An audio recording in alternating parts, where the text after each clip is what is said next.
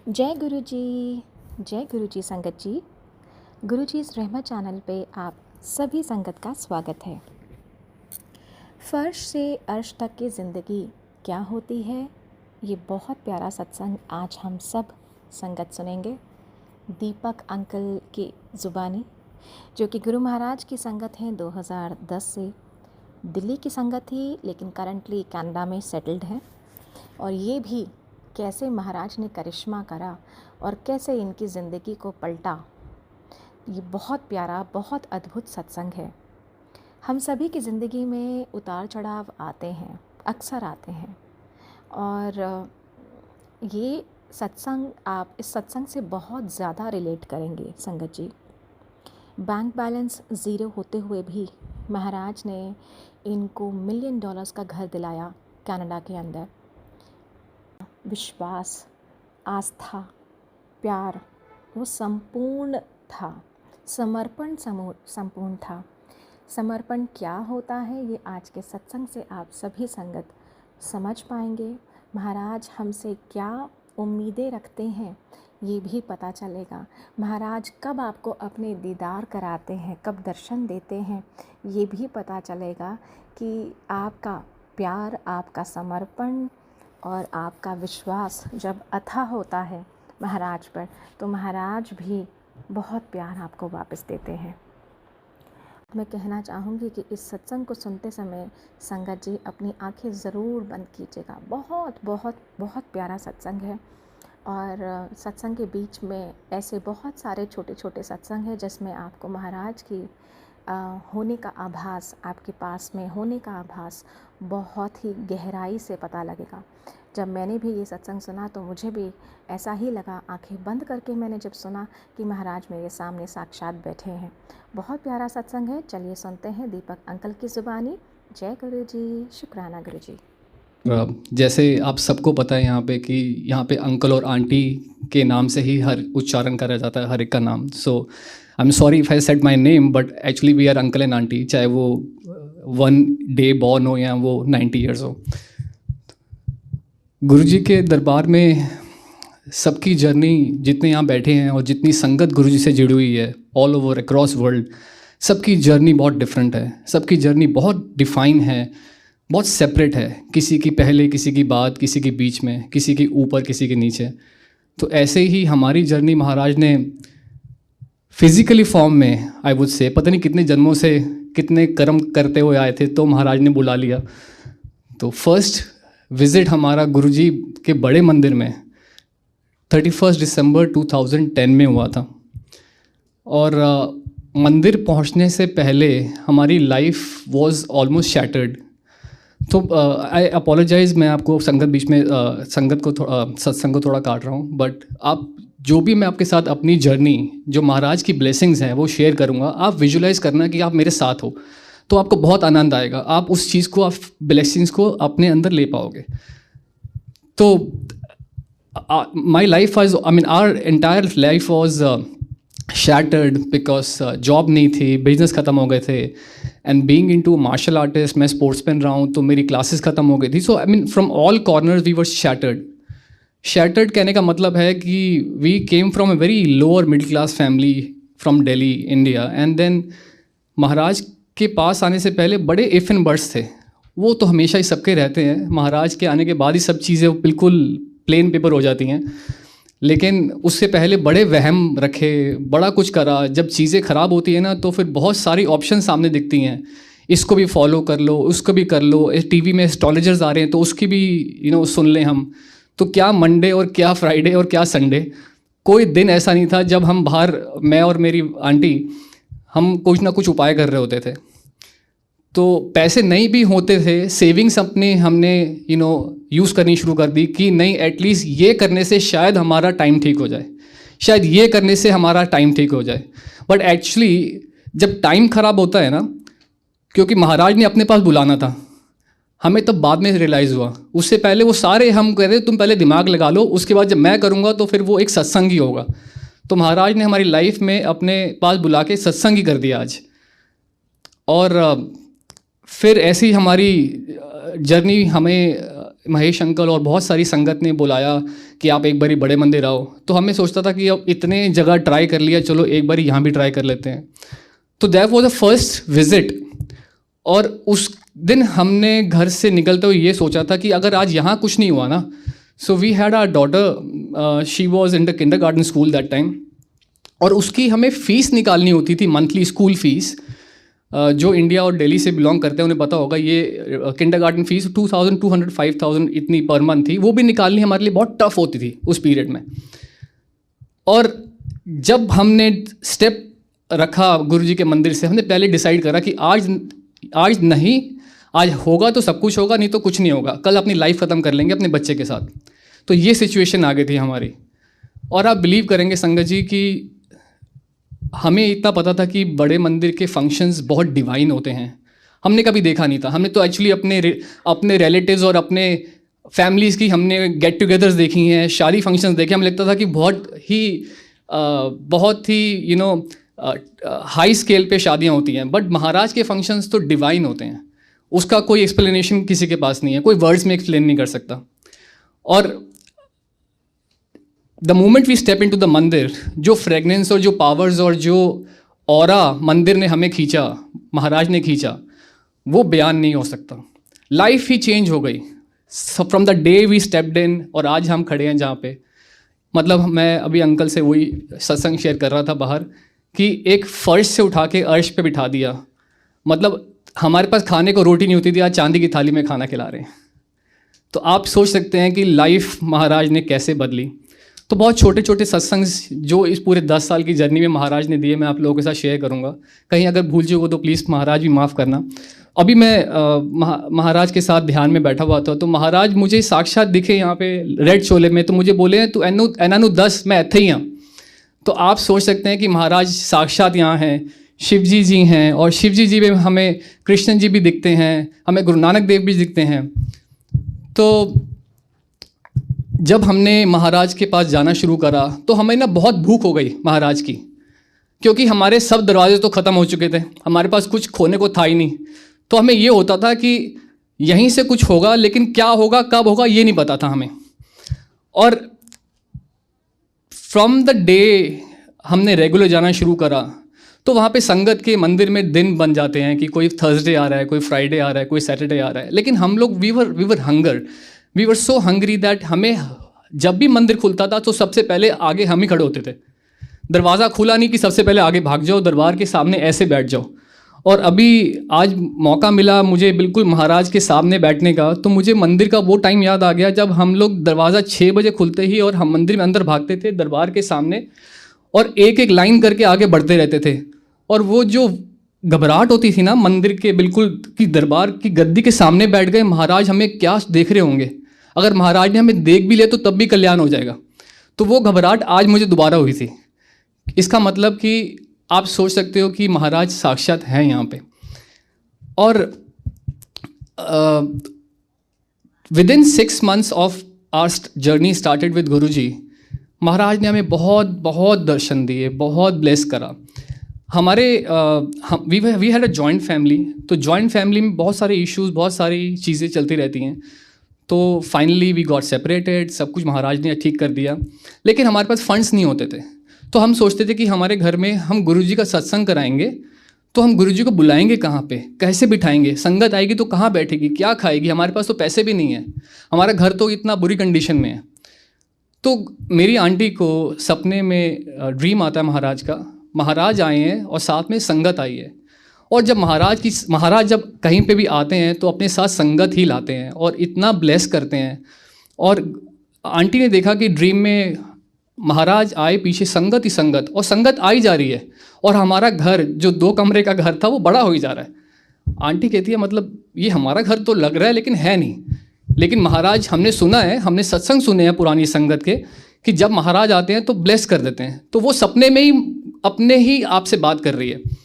तो इतनी देर में वो महाराज आके बेडरूम से क्रॉस करके हमारे लिविंग रूम में आके बैठे, और महाराज मेरी आंटी ने गुरुजी को बोला कि महाराज दीपक कहाँ है।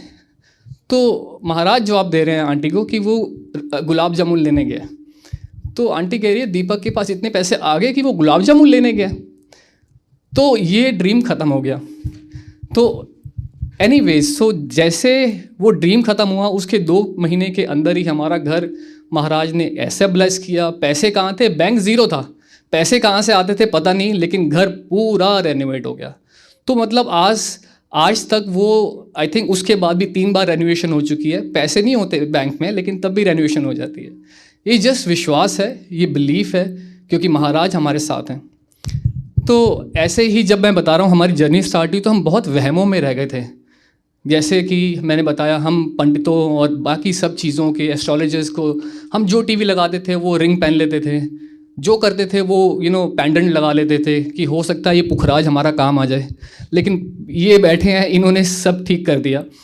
ऐसे ही मेरी आंटी बड़े मंदिर में हॉल में बैठी हुई थी, शबद बानी चल रही थी और हम ध्यान में बैठे हुए थे। तो आंटी मेरी ट्यूशन्स पढ़ाती थी घर पे उस टाइम पे। तो we use to she use to save those money, जो हर आई थिंक एक लेडी और एक होम मेकर अपने घर पे करती है, छोटे थोड़े पैसे बचा के सेविंग्स में रखती है। तो ऐसे ही उसने भी बहुत सारी रिंग्स पहनी हुई थी और मैं कहता था कि उतार दे, नहीं कह रही नहीं बिकॉज इसकी वजह से मेरी ट्यूशन चल रही हैं। ऐसा बिलीफ था उसका। लेकिन वो बिलीफ कैसे महाराज ने तोड़ा और क्या महाराज ने ब्लेस किया। तो महाराज उनको, मेरी आंटी को सत्संग में मंदिर हॉल में बताते हैं, कह रहे हैं कि तू सरेंडर नहीं किता। कह रहे हैं गुरुजी मैं सरेंडर किता है। कह रहे नहीं तू किता ही नहीं। तो कह रहे नहीं गुरुजी मैं सरेंडर किता है। ऐ देखो मैं रोज़ मंदिर आंदी है, रोज़ तुम्हारी पूजा करनी है, रोज़ असी ब्लेसिंग्स लेने आते ने। कह रहे ना तू किता नहीं, अगर किता है ना ऐ मुंदरियाँ उतार। अब मंदिर में उसकी और गुरुजी की बात चल रही है। अब वो कहे कि गुरुजी मैं मुंदरी से क्या होगा गुरुजी, ये तो मैंने उसलिए पहनी है कि हो सकता है हमारी हेल्थ ठीक हो जाए, हमारे फाइनेंस ठीक हो जाए। कह रहे गुरु वड्डा है या मुंदरियाँ वड्डी हैं। तो हुआ क्या कि मेरी आंटी बहुत ही अपने आप से फाइट करते हुए मंदिर में उसने रिंग उतारी। You won't believe Sangat ji, I was sitting in a separate line, but मुझे जैसे आंटी ने बताया कि जब वो रिंग उतारी तो ऐसे लगा पता नहीं ऐसे कोई बहुत ही भार उतर गया और महाराज खुश हो गए। और वो जो उसका एक डिसबिलीव था कि उस रिंग की वजह से उसकी ट्यूशन चल रही है या उसका काम चल रहा है, वो महाराज ने सब तोड़ दिया। और अगले ही दिन से वो रिंग उतारने के बाद ऐसे गुरुजी ने तांते लगाए, ऐसे गुरुजी ने ब्लेस किया जिसका कोई अंत ही नहीं था। तो ऐसे छोटे छोटे महाराज ने हमें मिरेकल्स और हमें ब्लेसिंग्स दिखा के हमें कैसे ब्लेस करा।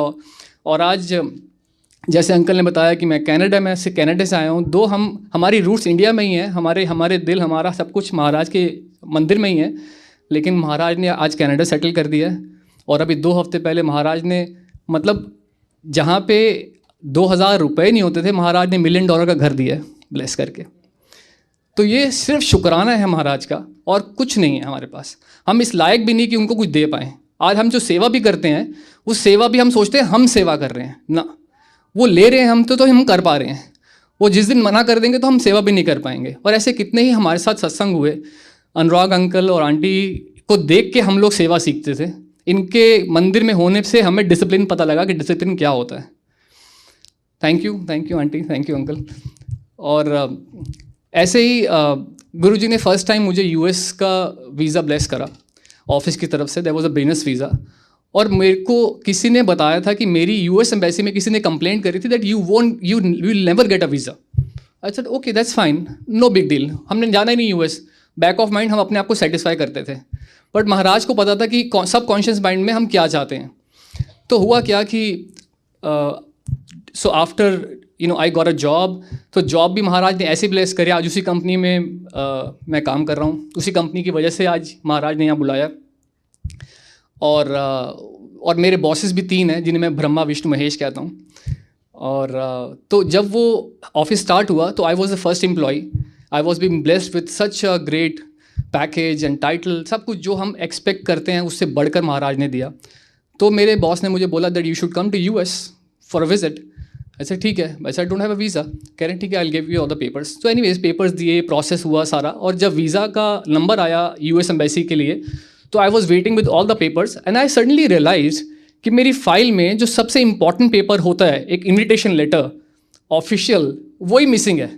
आई left it at my home and I was standing with my dad and Guruji मेरे हाथ में. मैं महाराज को कह रहा हूँ, महाराज अब आपने करना है जो करना है, क्योंकि आपके हमने सत्संग सुने हैं पुरानी संगत से कि जब आप वीज़ा लगाते हैं तो आप काउंसलर चेंज कर देते हैं, आप काउंसलर की सीट बदल देते हैं और आप ऐसे वीज़ा लगा देते हैं. तो आज वो मेरी बारी है. मैं महाराज से बात कर रहा हूँ, तो इतनी देर में मुझे टोकन मिलता है 17. तो मैं महाराज से, हमारी शुरू से जब हम नए नए जुड़ते हैं ना, तो हम कैलकुलेशंस में लग जाते हैं कि 7 नंबर लकी है, 6 नंबर लकी है, महाराज का 7 नंबर है, बट महाराज के नंबर सब कुछ महाराज का ही है. तो मैं वहाँ भी कैलकुलेशन कर रहा था कि 1778 हो गया, ये तो 7 नहीं बना, महाराज वीज़ा लगेगा ना. But how foolish I was, I am sorry Guruji. तो गुरुजी ने मुझे उसी वक्त मैसेज कह रहे हैं टेलीपैथी पे, एक साथ मैं तेरे साथ हाँ, चल ही चल. मैं और कॉन्फिडेंस में आ गया. मैंने कहा बस डैड आप रुको, मैं अब लेके आता हूँ मैं. तो वीज़ा काउंसलर, वीज़ा एम्बेसी की जैसी आई स्टेप्ड इन, वहाँ पे ना दिल्ली में तो बहुत सारे काउंटर्स स्टार्टिंग में लगे हुए हैं और उसके बाद अंदर काउंसलर सेक्शन है. तो जब इट बीन अ वाइल, जब मैं दोबारा वीज़ा लेने गया था तो आई डिडंट नो कि इतना चेंज हो गया. तो जब देखा तो वहाँ पे ना करीब 100-150 ऑलरेडी लोग खड़े हैं वेटिंग में अपने नंबर के लिए, और वहाँ पे ऊपर विंडोज़ पे ऊपर ना नंबर्स आ रहे हैं, डिस्प्ले हो रहे हैं. और the moment I think entered, after few seconds सभी डिस्प्लेस पे 17 नंबर शो हो गया, 1717. And I was zapped. I said wow, so what is this, because everybody was like कि हमारा नंबर नहीं आया, we are waiting for like for so long, why this number 17 display on all the screens. Suddenly एक लड़की बाहर वहाँ से निकल के आती है, who is carrying the P17 number. I raise my ऐसा जैसे आई एम कैरिंग दिस, ऐसे प्लीज़ आप आगे आ जाइए. And I was carrying my Guruji with me and Guruji was giving us a VVIP treatment. सबको चीरते हुए ऐसे क्रॉस करता हुआ आगे निकल गया जैसे कुछ है ही नहीं. और मैं चाहूँ कि मतलब everybody was looking at me with so different eyes, wow who is this guy. But वो तो महाराज थे. तो जैसी काउंटर से मेरा नंबर आता है तो मेरे आगे उन्होंने एक वीज़ा लगा दिया, मेरे आगे जो जेंटलमैन थे. तो मैं वेट कर रहा हूँ कि वो काउंसलर कब उठेगा, क्योंकि मेरी नंबर बारी आने वाली है. बट अगेन महाराज ने उनको चेंज नहीं करा and he asked me few question, he gave me the visa. और मैं वीज़ा, मुझे कह रहा है that your visa is granted, you will get in a weeks time. I said and I didn't, मैं उसकी सुन नहीं पा रहा हूँ बिकॉज मैं महाराज के साथ कनेक्टेड था. तो मैंने बोला are you sure that I am done. He said yes, what else you want. So this is how Maharaj blesses us. और महाराज जो पुरानी संगत हैं, जैसे अंकल आंटी और जो भी पुरानी संगत जिन्होंने महाराज के साथ टाइम स्पेंड कर पाए हैं, वो उनको पता है कि जब गुरुजी फिज़िकल फॉर्म में भी थे तो वहाँ पे जब बड़ा मंदिर कंस्ट्रक्शन में था तो क्या होता था कि गुरुजी हमेशा दिन में 1 या 2 बार अपनी संगत के साथ वहाँ पे जाके देख के आया करते थे कि how's things are going on. तो ऐसे ही एक दिन संगत का नंबर आया और एक संगत उसमें किसी की थी जो पुरानी संगत है, उन्होंने सत्संग सुनाया था. तो गुरुजी ने वहाँ पे पहले बोल दिया कि चाय प्रसाद अरेंज करके रखो, मेरे साथ संगत आती है. तो हमेशा वहाँ पे सेवादार रेडी रहते थे. तो अब मैं आपको एक एक्सप्लेन करता हूँ कि डिसिप्लिन क्या होता है. हम एज अ ह्यूमन बीइंग हम सोचते हैं कि we are very discipline, we listen to all the instructions, और हमें सेवादारों की बात सुननी चाहिए, नहीं सुननी चाहिए, एंड हाउ सेवादार रिएक्ट्स.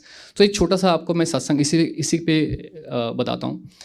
तो महाराज अपनी संगत के साथ वहाँ पे पहुँचे और वहाँ पे कंस्ट्रक्शन के टाइम पे भी वहाँ पे बहुत सारे बंदर, बहुत सारे मोर, पिकॉक्स वहाँ पे बहुत मंदिर में रहते थे और हमेशा रहते थे, आज भी हैं. उस वक्त बहुत होते थे क्योंकि वो खाली सा सारा. एंड देन महाराज ने, वो किसी को कोई कुछ कहते नहीं थे, तो महाराज ने वहाँ पे टेबल अरेंज कराया, संगत को चाय प्रसाद पिलाया और बंदरों के लिए वहाँ पे महाराज ने चने मंगवाए. जब चने मंगवाए, अब आप विजुलाइज करिए कि आप लोग महाराज के साथ उसी मंदिर हॉल में बैठे हैं और आपके सामने का ये नज़ारा चल रहा है. महाराज ने जैसे ही चने रखे टेबल पे तो बंदरों ने लाइन बना ली. There was 4 lines of those all monkeys and langurs. they were sitting in like queues, जो कि हम फॉलो नहीं करते. Just FYI again. सो जब महाराज ने एक को दिया तो आप बिलीव करेंगे कि एक एक बंदर उठ के आता था, अपना प्रसाद लेता था, चाह के बैठ जाता था, मजाल है कोई उठ के दूसरा आता था। तो this is how the discipline, उनको भी पता है कि ये साक्षात शिव के अवतार हैं, साक्षात महाशिव हैं, इनसे ऊपर कोई नहीं है।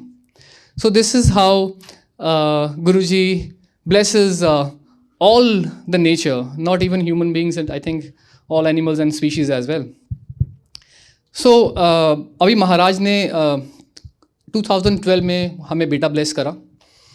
तो जब बेटा ब्लेस कर रहे थे महाराज, उससे पहले ही मुझे ड्रीम आता है कि हम बड़े मंदिर हॉल में गद्दी के सामने आरती चल रही है, आरती हो रही है, और मैं कहीं बीच में से निकल के आता हूँ और मैं देखता हूँ कि मैं बोल रहा हूँ कि मुझे भी आरती करनी है। इतना मेरा बोलने का ही था कि वो किसी संगत ने मुझे बोला कि आप आरती करिए।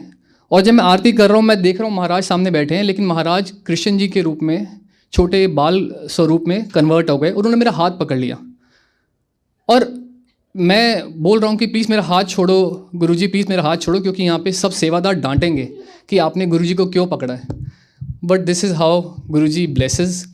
उसके बाद हमें महाराज ने बेटा ब्लेस करा, और जब बेटा ब्लेस करा तो हम लोग अपने रिचुअल्स के अंदर बहुत ज़्यादा डिवोटेड रहते थे पहले, कि हमें 40 दिन के पहले बच्चे को नहीं ले जाना, बाहर नहीं करना, पंडित ही आके नाम रखेगा। और उस टाइम पे हमारा फेज़ आता था कि 2011 में महाराज ने हमें जोड़ा और 2012 में बेटा हुआ। तो तब भी हमारी फैमिली मेम्बर्स हमें पूछा करते थे कि अब कैसे नाम रखोगे तुम, अब तो तुम पंडितों के पास भी नहीं जाते, अब कैसे रखोगे, अब गुरुजी को बोलो बच्चे का नाम रखें। ऐसे हमें बोला करते थे।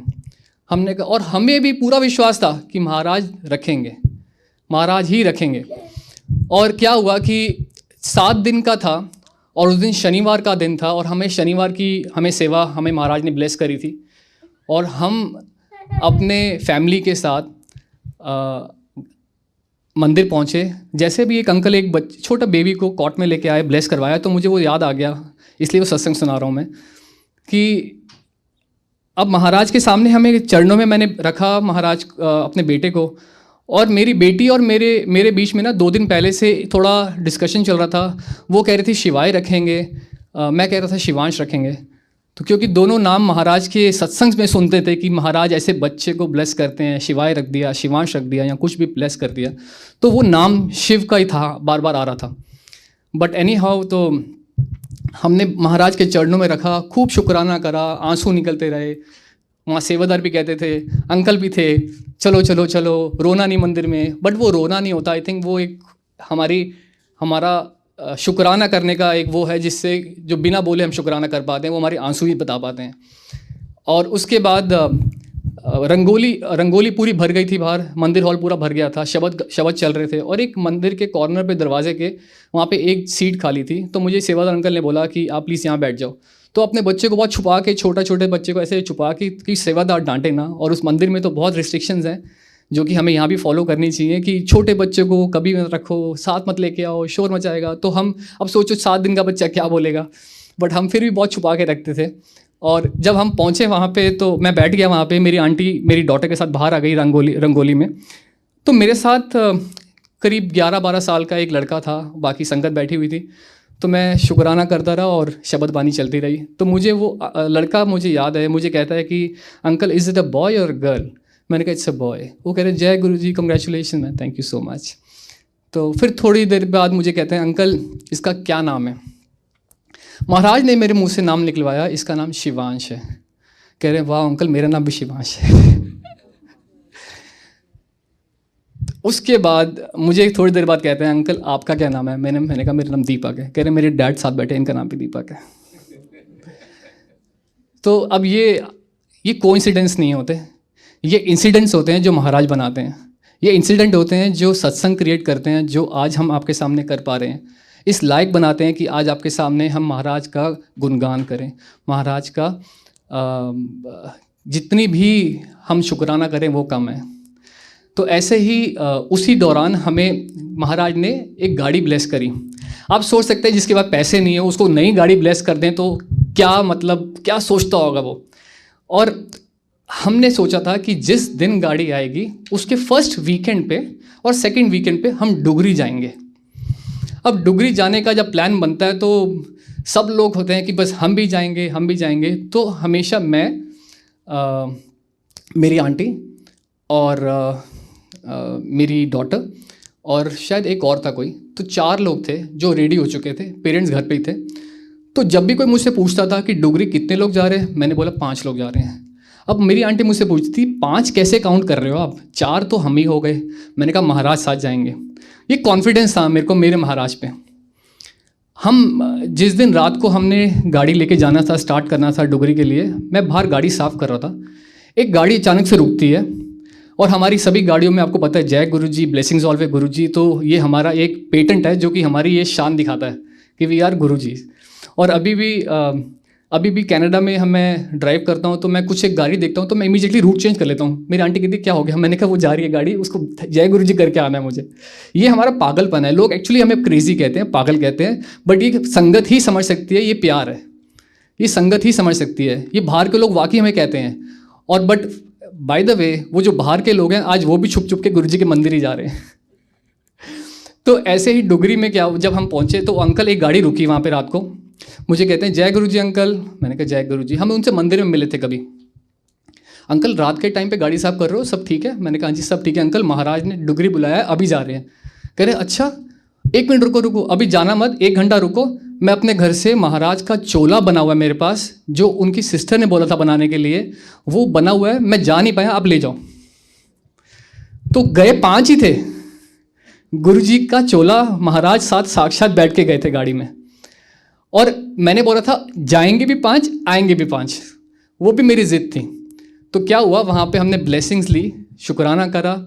और वहाँ पे जब हम पहुँचे तो हमने वहाँ पे आंटी को बोला कि आंटी ये ऐसे गुरुजी का चोला आपके लिए भिजवाया है, बना हुआ है। तो उन्होंने लिया नहीं। लिया इसलिए नहीं क्योंकि महाराज ने वापस हमारे साथ आना था, 5 ही जाना, 5 से 4 नहीं हुए। और आई डोंट नो, शायद आप काफ़ी संगत के पास ऐसी कोई फ़ोटोज़ होंगी, महाराज कॉन्टेसा में बैठे हुए हैं और एक दरवाज़ा खुला हुआ है और एक लड़का ना उनके चरणों पे उनको हाथ लगाने की कोशिश कर रहा है, उनके चरण को मतलब छूने की कोशिश कर रहा है। बहुत पुरानी फ़ोटो है महाराज की। और ना उस वक्त पे हमारे पास मेरे लैपटॉप के स्क्रीन सेवर पे वो फ़ोटो हमेशा सेव रखता था मैं। और मैं सोचता था कि काश मैं उस टाइम पे होता तो मैं गुरुजी के चरण तो छोड़ता ही ना, चाहे सेवादार मुझे खींच के ले जाते बाहर, लेकिन ऐसा नहीं था।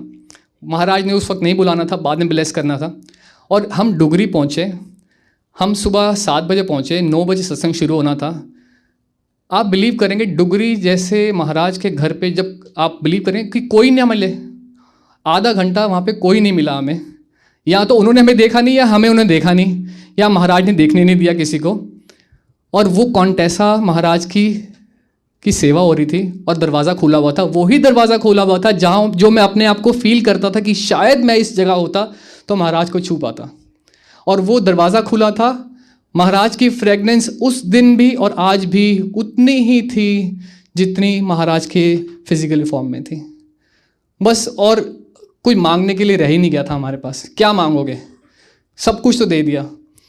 और फ्रेगनेंस की बात आई तो आपको एक बताता हूँ कि महाराज की बॉडी की हर पार्ट पे एक अलग फ्रेगनेंस थी, हर बॉडी के हर पार्ट पे अलग फ्रेगनेंस थी।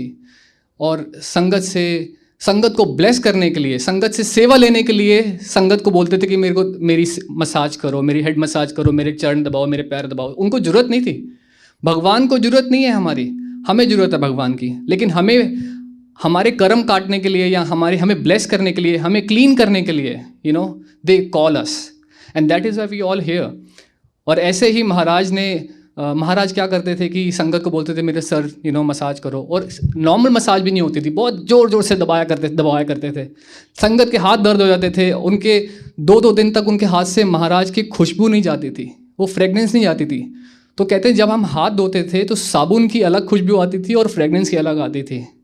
कई बार तो ऐसा हो जाता था कि महाराज अब नहीं चाहिए, महाराज अब बस कर दो, सिर दर्द हो जाता है, क्योंकि इतनी फ्रेगनेंस थी।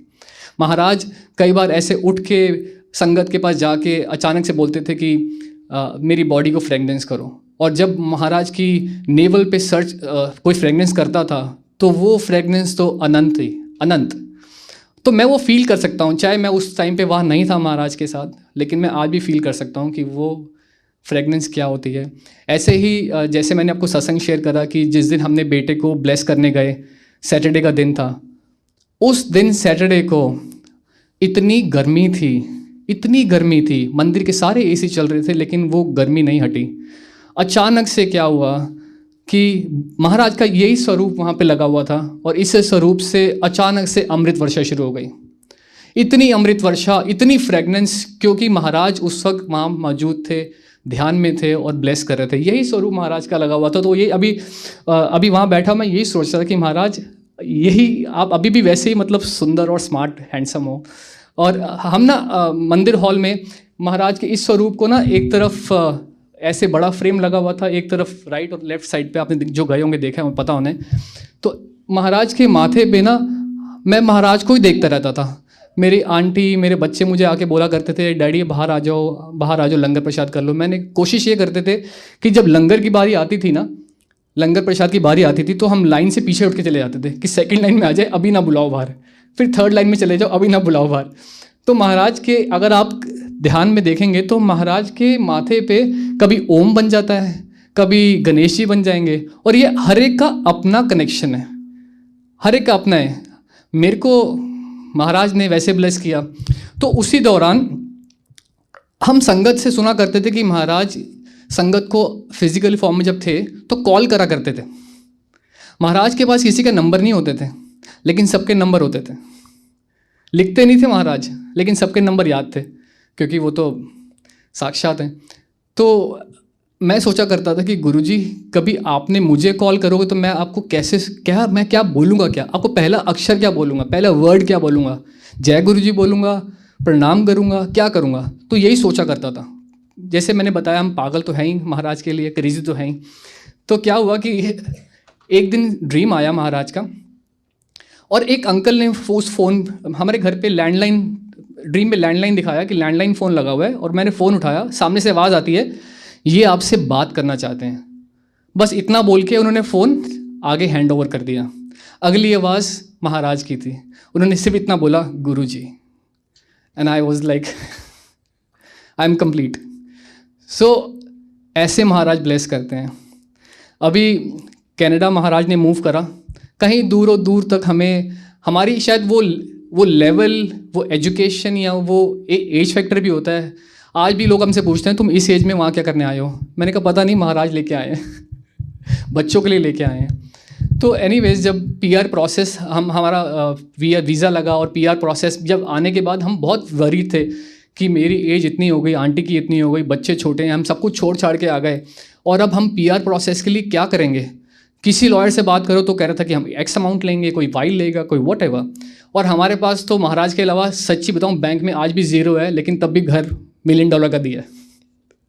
अब आप सोच सकते हैं कि हम लोग कितने रिच हैं। सारे हम लोग रिच हैं हमारे महाराज की वजह से। हमें जो इज्जत मिलती है पूरी दुनिया में, वन ऑफ द, कहते हैं ना कि वो आउट ऑफ द क्राउड हम लोग स्टैंड करते हैं बिकॉज ऑफ गुरुजी। कहीं भी चले जाओ, इतनी इज्जत, इतना प्यार और कहीं नहीं मिलेगा आपको। आपने अपने फैमिलीज़ में भी देखा होगा, वो सब मुझे ऐसा लगता है कि मेरे हिसाब से तो मुझे लगता है बहुत आर्टिफिशियल है। और जो संगत जो प्यार करती है ना, जो संगत हमारे लिए अरदास करती है ना, वो कोई नहीं कर सकता। आज मेरे को खुशी होती है ना, हमें पीआर मिली, हमें महाराज ने घर ब्लेस किया, सबसे पहला कॉल पता है किसको जाता है? अपनी संगत को, अपने पेरेंट्स को। आप अपनी बुआ, मासी, चाची किसी को कॉल नहीं करोगे, क्योंकि उन्हें को तो पता चल ही जाएगा जब आप फेसबुक पे अपलोड करोगे। लेकिन संगत को जब बताओगे ना, उनका पहले वर्ड पता क्या होगा? जय Guruji, that's Guruji's blessing, you are so blessed. So ये महाराज, ये उनकी अरदास है जो आपको आके और ब्लेस करती है। सो जब पीआर प्रोसेस की बात चल रही थी तो पीआर प्रोसेस में महाराज ने, हमारे पॉइंट्स नहीं बन रहे थे। वी वर सो वरिड कि अब पीआर प्रोसेस कैसे कंप्लीट होगा, बच्चे भी आ गए। सो महाराज ने उस दौरान कोविड के बीच में एक नई कैटेगरी क्रिएट कर दी कि जब तेरे लिए और भी 50-100 लोगों को कल्याण करा। तो पीआर भी हो गया। अब पीआर हो गया तो सोचा चलो अब घर लेते हैं। अब घर लेने की तो बात तब की थी जब बैंक में पैसे हो। अब 2 साल में आप कितना आप अर्न कर लोगे, कितना सेविंग कर लोगे। But it is just because of Guruji. और गुरु महाराज ने ऐसी संगत मिलाई वहाँ पे। संजीव मैनी अंकल, उनकी आंटी ने हमारे लिए अरदास करी। तो मैं अभी आपको वही बता रहा था, जो संगत आपके लिए अरदास करेगी ना, वो महाराज को डायरेक्ट लगती है। तो उन्होंने हमारे लिए अरदास करी, उन्होंने बहुत हेल्प करी इस प्रोसेस में, and finally we got our house, we got Guruji's house, and शुक्राना ही है और कुछ नहीं है बस हमारे लिए। तो बस thank you so much, thank you Guruji Maharaj.